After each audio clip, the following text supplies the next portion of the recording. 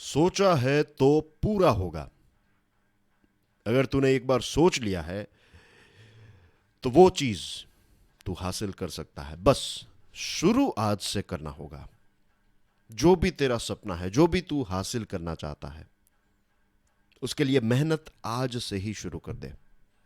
Don't wait for that right time. तुझे दुनिया से बाद में तुझे दुनिया से बाद में पहले खुद से लड़ना होगा। First you have to deal with yourself. वो कहते हैं ना कि माउंट एवरेस्ट को फिजिकली चढ़ने से पहले आपको मेंटली उस पहाड़ को चढ़ना पड़ता है। तो इट इज ऑलवेज, हमेशा ये जो लड़ाई होती है, जो हम बाहर की दुनिया में लड़ाई जीतते हैं, वो लड़ाई पहले आपको अपने दिमाग में जीतनी पड़ती है। तो पहले तुझे खुद से लड़ना होगा।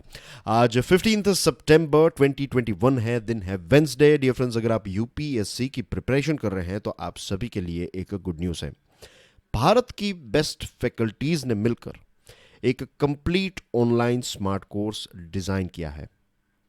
इस कोर्स के बहुत सारे इंटरेस्टिंग फीचर्स हैं। एज यू कैन सी 650 से भी ज़्यादा क्विज हैं। डेली करंट इश्यूज का अपडेट आपको मिलेगा। आंसर राइटिंग के लिए, मेंस आंसर राइटिंग के लिए आपको गाइड भी मिलेगा। 1300 से भी ज़्यादा वीडियोस हैं। इसके अलावा भी बहुत सारी चीज़ें हैं, बहुत सारे सब्जेक्ट्स जैसे कि history, geography, social issues, polity, environment etcetera. Demo videos आप देख सकते हैं। प्राइस के बारे में अगर ज़्यादा जानना चाहते हैं तो दो सोर्सेज हैं। एक है हमारी वेबसाइट दैट इज़ studiiq.com, और दूसरा सोर्स है हमारा मोबाइल ऐप। तो आज ही डाउनलोड करें स्टडी IQ का मोबाइल ऐप। आज हमारे टेबल के ऊपर हैं चार इंपॉर्टेंट आर्टिकल्स। आगे बढ़े उससे पहले dear friends, please please please make sure कि आप इस लेक्चर को दूसरे स्टूडेंट्स के साथ शेयर करें। आज का पहला आर्टिकल है टाइम्स ऑफ इंडिया में, लिखा गया है big lesson for small nation. ना सबसे पहले मैं आपको ये बता दूं कि ये आर्टिकल लिखा है अरविंद पनगरिया। Who is Arvind Panagariya? अरविंद पनगरिया साहब जो हैं, ये नीति आयोग के वाइस चेयरमैन थे।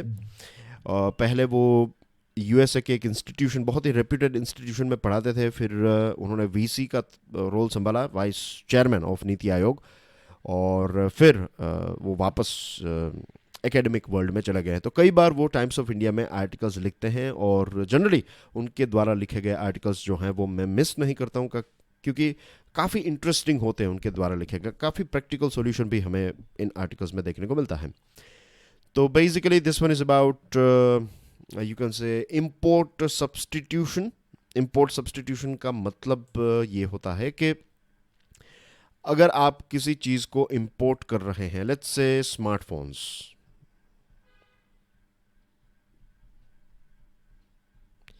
तो इंपोर्ट सब्सटीट्यूशन में ये होगा कि अब आप इसको इंपोर्ट नहीं करेंगे, you will try to make this smartphones, जो भी आईफोन, सैमसंग एक्सेट्रा, तो you will try to make it in the country itself. आप उसके डोमेस्टिक प्रोडक्शन के ऊपर फोकस करेंगे, तो that is called import substitution. तो 2015 में भारत ने ये डिसाइड किया कि हम मोबाइल फ़ोन इंडस्ट्री को प्रमोट करना चाहते हैं और हम इंपोर्ट सब्सटीट्यूशन करेंगे। हम यहाँ पर फ़ोन्स जो हैं उनको प्रोड्यूस करेंगे। तो आंकड़ों के ऊपर नज़र डालें तो you can see here imports of telephones had Ryzen from 3.2 billion in 2009 to 7.5 billion in 2014 and have fallen to 2.2 billion in 2020. So pay attention here, 2009 की बात जब हम करें तो 3.2 बिलियन के मोबाइल फ़ोन्स को हम इंपोर्ट करते थे, टेलीफोन्स को बेसिकली इंपोर्ट करते थे। And you can see here कि 2015 में हमने डिसाइड किया है, तो 2014 तक ये आंकड़ा 7.5 हो गया, लेकिन 2015 के बाद इसमें हमें एक ड्रॉप देखने को मिलता है, $2.2 बिलियन इन 2020। इतने ही फ़ोन्स, $2.2 बिलियन के फ़ोन्स, स्मार्टफोन्स या फिर टेलीफोन्स जो हैं वो हमने इंपोर्ट किए। इसी के साथ अगर एक्सपोर्ट्स की बात करें तो 2009 में हम $3.5 बिलियन की चीज़ों को, we are talking about phones या टेलीफोन्स, हम एक्सपोर्ट करते थे। 2014 तक पहुंचते पहुंचते ये ड्रॉप होने लगा, क्योंकि उस टाइम पर आप देखिए स्मार्टफोन्स हमने ज़्यादा इंपोर्ट भी किए थे. व्हेन आई से smartphone I am talking about telephones in general, right. इसमें फीचर फोन्स भी आ गए और स्मार्टफोन्स भी आ गए. तो 2014 में 0.6 बिलियन के प्रोडक्ट्स को हमने एक्सपोर्ट किया था, लेकिन 2015 के बाद यहाँ पर भी हमें एक बदलाव देखने को मिलता है. 2020 में हमने 3.0 लगभग $3 बिलियन के टेलीफोन्स को एक्सपोर्ट किए. So we can clearly see here कि चीज़ें जो हैं वो काफ़ी सही दिशा में जा रही हैं. लेकिन जब हम अपने देश को दूसरे देशों के साथ या फिर पर्टिकुलरली स्पीकिंग वियतनाम के साथ कंपेयर करें, तब हमें लगता है कि हमने तो कुछ नहीं किया है. वियतनाम एक ऐसा देश है जो भारत से लगभग 10 टाइम्स छोटा है, 1/10 है भारत का. और सबसे पहले वियतनाम को लोकेट कर लेते हैं. तो you can see on your screen, एक तरफ आप साउथ चाइना सी देख सकते हैं. हियर यू हैव चाइना, यहाँ पर लाओस हैं, कंबोडिया हैं. तो ये सारे देशों के साथ अपनी बॉर्डर शेयर करने वाला एक देश है. वियतनाम काफ़ी न्यूज़ में भी था, क्योंकि अफ़गानिस्तान को जैसे यूएसए ने अभी छोड़कर गया है. तो when was it 76, I think it was 76 में, जब 76 75 की बात है, जब यूएसए जो है वो वियतनाम को छोड़कर ऐसे ही गया था. तो इस वजह से वियतनाम वॉर जो है वो काफ़ी फेमस है. तो एनीवे, तो वियतनाम इस वजह से न्यूज़ में था. But here we are talking about business, और ख़ास करके कैसे वियतनाम जो है वो इलेक्ट्रॉनिक, दुनिया का एक इलेक्ट्रॉनिक हब जो है वो बन चुका है. एक छोटा सा देश है, बट कुछ ऐसे उन्होंने बदलाव लिए हैं, कुछ ऐसे बोल्ड स्टेप्स उठाए हैं, जिसकी वजह से भारत से भी कई गुना ज़्यादा वियतनाम आगे हैं. अब देखिए 2009 का वियतनाम का आंकड़ा देखिए, 0.9 बिलियन. इसमें से आप देखिए इनके एक्सपोर्ट्स की बात चल रही है, राइट, बाय द वे. तो 2009 में वियतनाम $0.9 बिलियन के टेलीफोन्स को एक्सपोर्ट करता था. ये आंकड़ा 2014 में 5 सालों में $21.5 बिलियन हो गया, और उसके 5 साल के बाद $31.2 बिलियन इन 20. $31.2 बिलियन के टेलीफोन को एक्सपोर्ट करने वाला देश, ये छोटा सा देश वियतनाम है. इलेक्ट्रॉनिक गुड्स एक्सपोर्ट की बात करें तो 2020 में पता है वियतनाम ने कितने डॉलर्स की चीज़ों को एक्सपोर्ट किया है. इलेक्ट्रॉनिक गुड्स को 122 बिलियन की चीज़ों को एक्सपोर्ट किया. 120, it's a staggering amount. 122. India को देखिए 12.8 बिलियन ओनली. ऐसा वियतनाम कैसे कर सकता है? Means how Vietnam made it possible? उसके पीछे रीज़न यह है कि वियतनाम ने कुछ बोल्ड स्टेप्स उठाए हैं. वियतनाम में अगर आपको फैक्ट्री सेटअप करनी है तो रूल्स एंड रेगुलेशंस काफ़ी इजी हैं. हमारे देश की तरह आपको अलग अलग जगहों पर चढ़ावा नहीं चढ़ाना पड़ेगा. ऐसा नहीं है कि वो वहाँ पर करप्शन नहीं हो रहा है, लेकिन हमारे यहाँ से चीज़ें जो है वो काफ़ी स्मूथ है वहाँ पर. दूसरी चीज़ कि वहाँ के लोग भी काफ़ी मेहनती हैं. वहाँ के लोग भी इंग्लिश अच्छी तरीके से बोल सकते हैं, टेक्निकल नॉलेज है उनके पास, और गवर्नमेंट के जो रूल्स एंड रेगुलेशंस हैं, ब्यूरोक्रेसी हमारे जितनी जटिल नहीं है. और ऊपर से उन्होंने ये साहस भी किया है कि चाइना जैसे देश के साथ फ्री ट्रेड एग्रीमेंट किया है, यूरोपियन यूनियन के साथ फ्री ट्रेड एग्रीमेंट किया है, और एशिया के जितने भी इम्पोर्टेंट देश हैं सभी देशों के साथ वियतनाम का फ्री ट्रेड एग्रीमेंट चल रहा है. अब सबसे पहले तो ये समझ लेते हैं कि what is free trade agreement. बहुत ही ब्रीफली मैं आपको समझाना चाहूँगा. फ्री ट्रेड एग्रीमेंट में क्या दो देश एक दूसरे को चीज़ें फ्री में प्रोवाइड करेंगे? क्या चाइना वियतनाम को और वियतनाम चाइना को फ्री में सामान देगा? नो. फ्री ट्रेड एग्रीमेंट का मतलब ये होता है कि ये दोनों देशों से जो चीज़ें इंपोर्ट एक्सपोर्ट की जाती हैं, तो 80% जितनी, लगभग 80% जितनी चीज़ें जो हैं उसके ऊपर किसी भी प्रकार की कस्टम ड्यूटी या फिर आप इसको इंपोर्ट टैक्स भी कह सकते हैं, इंपोर्ट टैक्स नहीं लगाया जाएगा. तो वियतनाम और चाइना के बीच में सिचुएशन ऐसी हो जाएगी जस्ट लाइक महाराष्ट्र और गुजरात के बीच में है, या फिर हमारे देश के किसी भी दो राज्यों के बीच में है, केरला और उत्तर प्रदेश, या फिर केरला कर्नाटका, जो भी आप चाहें, राइट. हमारे देश के दो या फिर दो से ज़्यादा राज्यों के बीच में कैसे आप एक जगह से दूसरी जगह पर सामान लेकर जाएंगे, आपको कोई भी टैक्स पे नहीं करना पड़ेगा, because we have just GST, isn't it?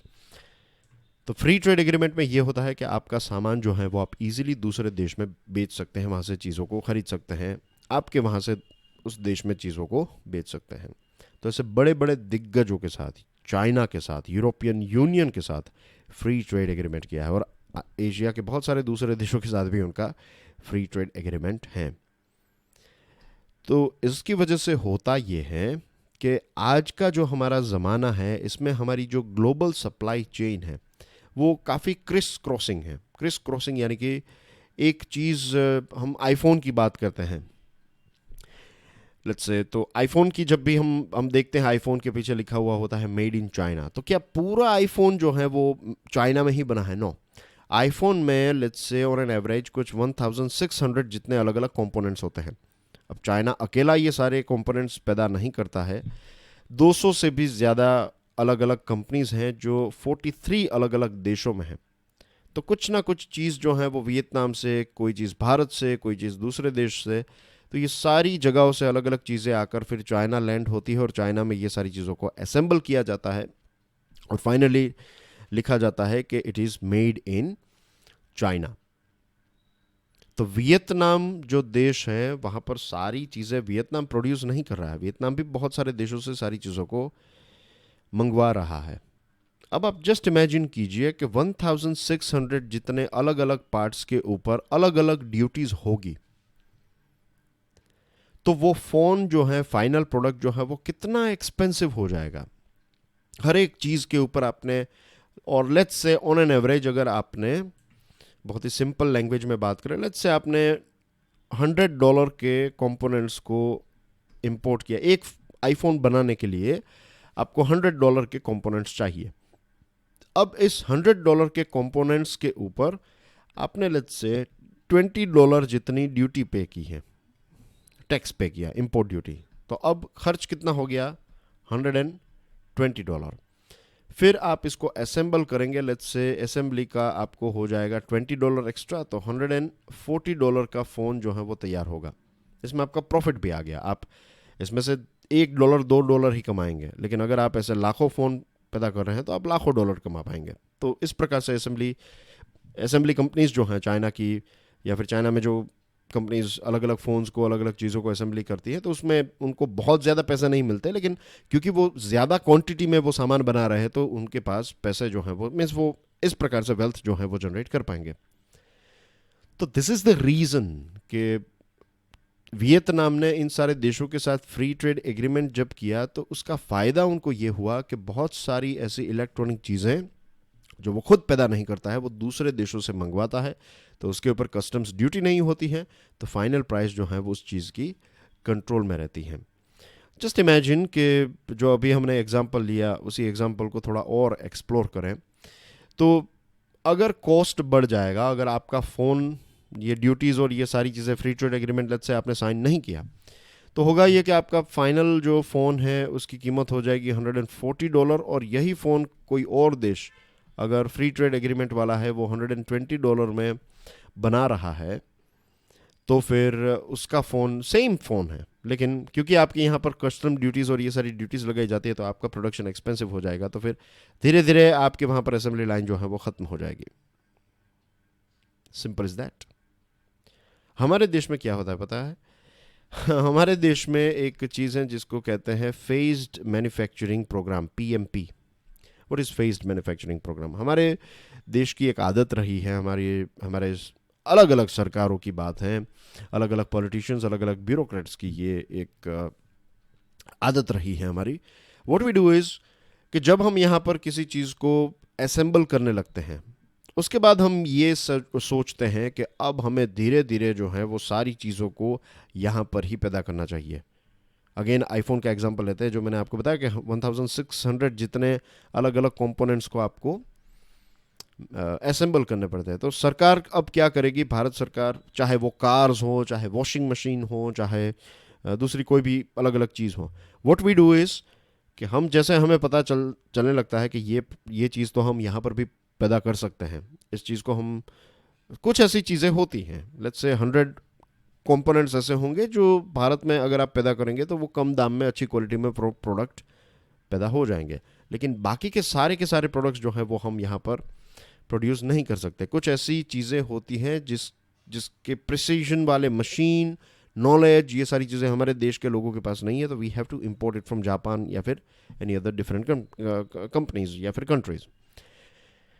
तो व्हाट वी डू इज़, हम गलती क्या करते हैं, हम ये पीएमपी इम्प्लीमेंट करते हैं, फेज्ड मैन्युफैक्चरिंग प्रोग्राम।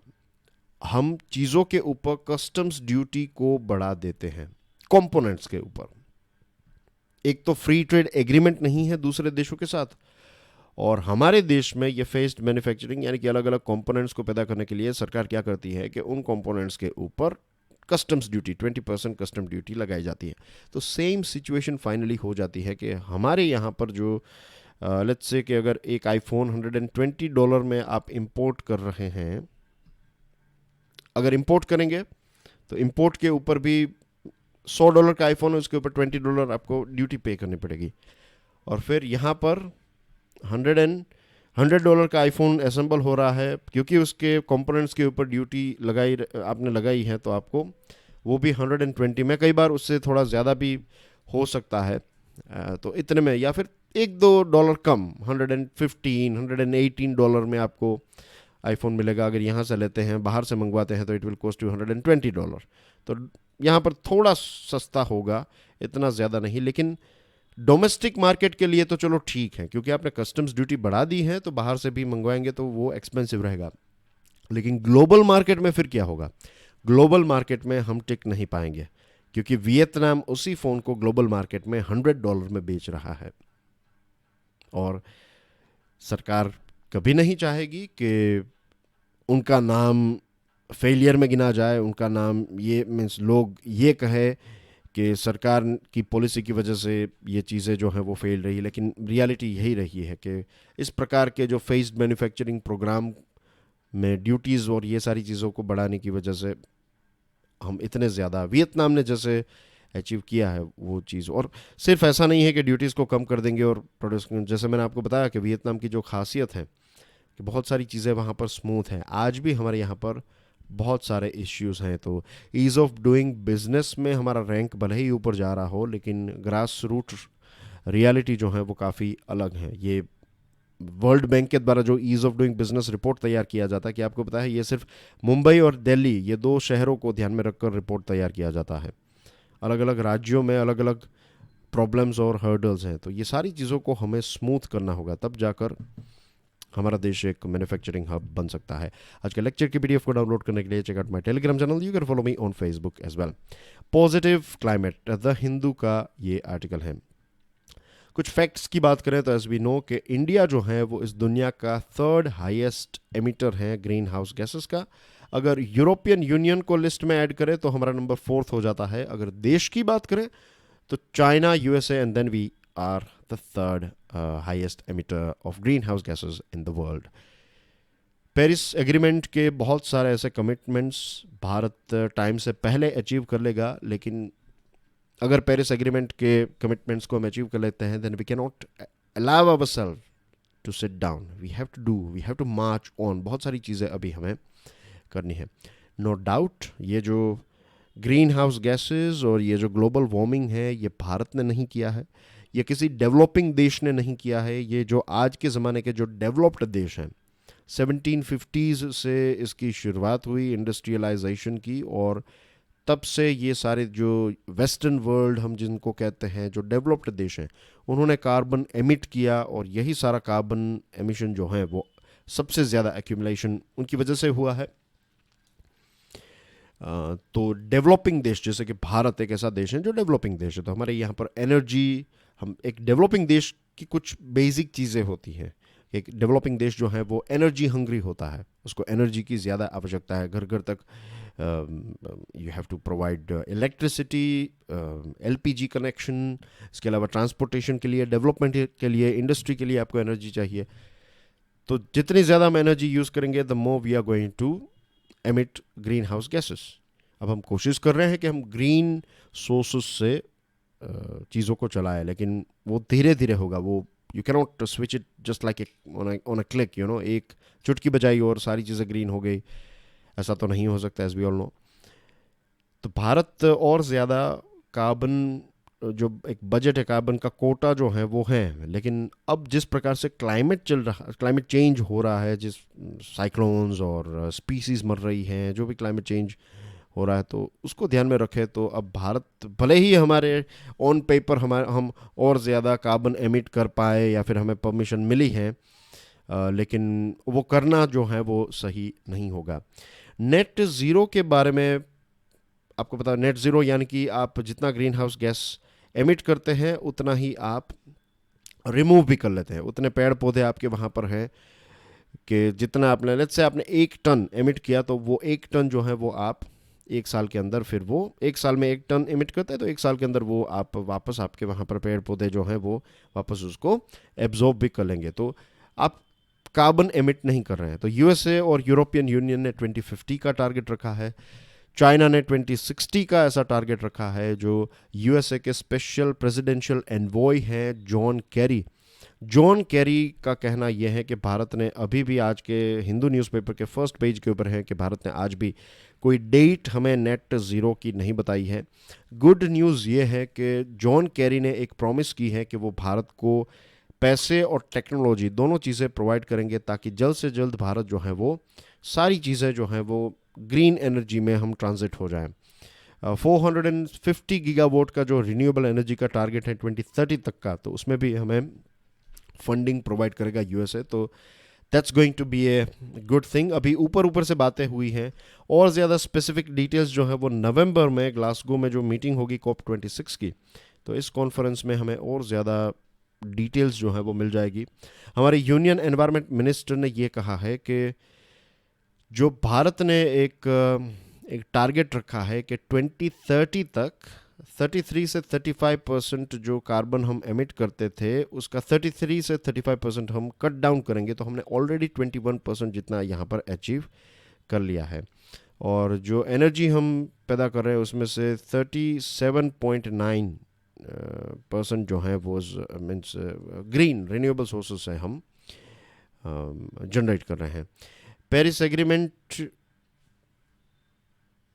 जो 2015 में हुआ था पेरिस एग्रीमेंट, तो बहुत सारे देश जो हैं वो अभी भी उसके ट्रैक के ऊपर नहीं है, and this is very unfortunate.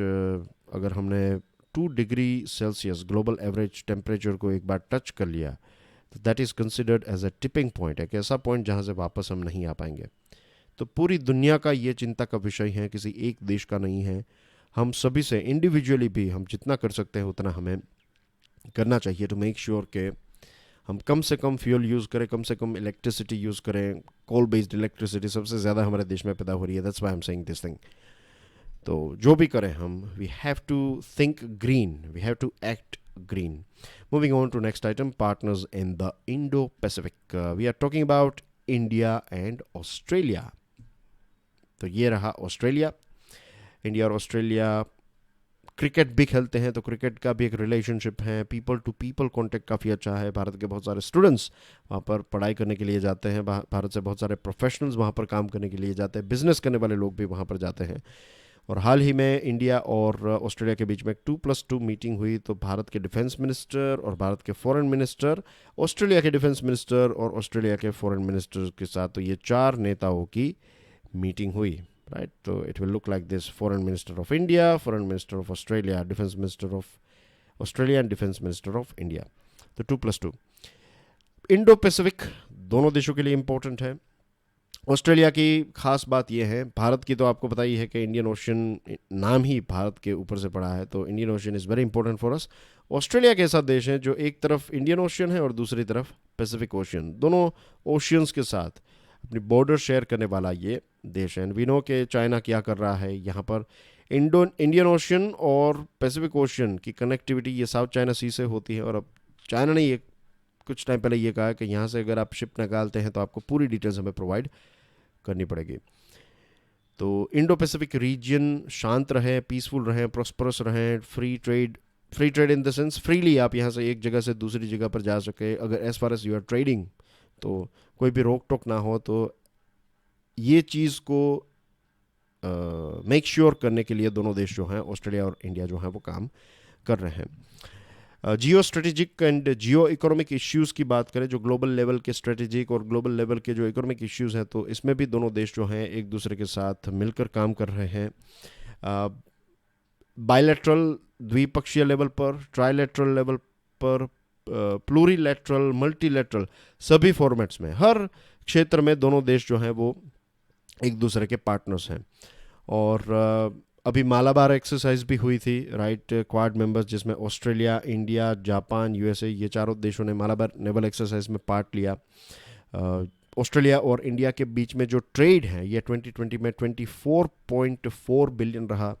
Agri business, infrastructure, health care, energy, mining, education, artificial intelligence, big data, financial technology, ये सारे अलग अलग क्षेत्रों में दोनों देशों के बीच में व्यापार होता है। इंडिया जो है वो एग्रीकल्चर और डेयरी प्रोडक्ट्स के ऊपर टैरिफ लगाता है, तो ऑस्ट्रेलिया इससे खुश नहीं है। भारत का कहना यह है कि हमारे लोगों को, जो स्किल्ड प्रोफेशनल्स हैं, वो ऑस्ट्रेलिया में आकर उनको वीज़ा मिले, वर्क वीज़ा मिले, वो वहाँ पर काम कर सके, तो वो चीज़ ऑस्ट्रेलिया अलाउ नहीं कर रहा है, तो इसको लेकर भारत खुश नहीं है। तो ये कुछ ऐसी चीज़ें हैं। एनीवे, दोनों देश जो हैं वो दूसरे से लाइक माइंडेड कंट्रीज़ हैं। यू कैन से कि थोड़े चाइना से परेशान देश जैसे कि इंडोनेशिया, जापान और फ्रांस भी एज ए ग्लोबल लीडर जो हैं वो भी चिंतित हैं चाइना को लेकर। तो ऐसे लाइक माइंडेड देशों के साथ भी हम काम कर रहे हैं।